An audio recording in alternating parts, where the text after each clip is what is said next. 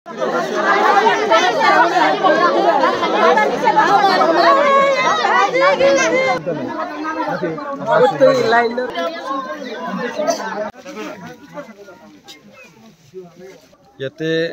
দেখা বস্তুটো বৰ্ণনা কৰিব একদম ভয়ংকৰ দুখৰ বিষয়।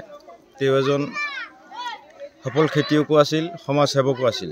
আজি তেওঁৰ যি অৱস্থা হ'ল দুখ লগা বিষয়। তেওঁৰ নিজ পৰিবাৰক লৈ তেওঁ এটা অপাৰেশ্যনৰ কাৰণে মেডিকেলত গৈছিল। তেওঁলোকে ঘৰত নথকাত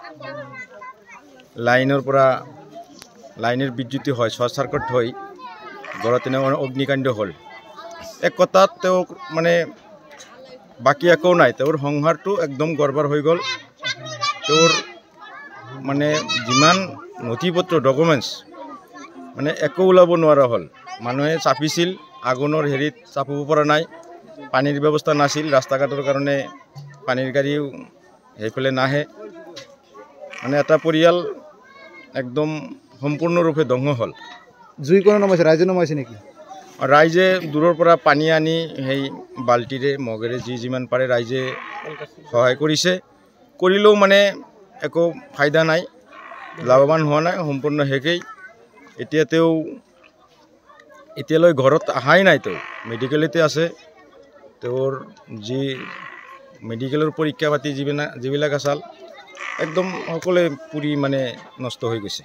মানে আজি মানে আবেলি সময়ত লাইনৰ শ্বৰ্ট চাৰ্কিটৰ ফলত ফৰজত আলী পিতা ছফদৰ আলী তেখেতৰ ঘৰত মানে জুই লাগে।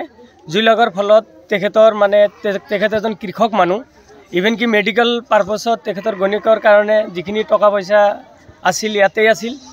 এটা ডাঙৰ অপাৰেশ্যন কৰিব লাগে, সেই পাৰপাছত তেওঁ মেডিকেলৰ পৰীক্ষা নিৰীক্ষাৰ কাৰণে গৈছে। ইতিমধ্যে ঘৰত মানে জুই লাগি ঘৰৰ যিখিনি সা সামগ্ৰী আছিল, ইভেন কি মিনিমাম 1.5 মন ধান আছিল, সেইখিনিও ধ্বংস হৈ গৈছে। টকা মিনিমাম 3 লাখ টকা শেষ হৈ গৈছে। আৰু যিখিনি স্কুল ডকুমেণ্ট আছিল সম্পূৰ্ণ দুটা ঘৰ ভস্মীভূত কৰি ধ্বংস হৈ গৈছে।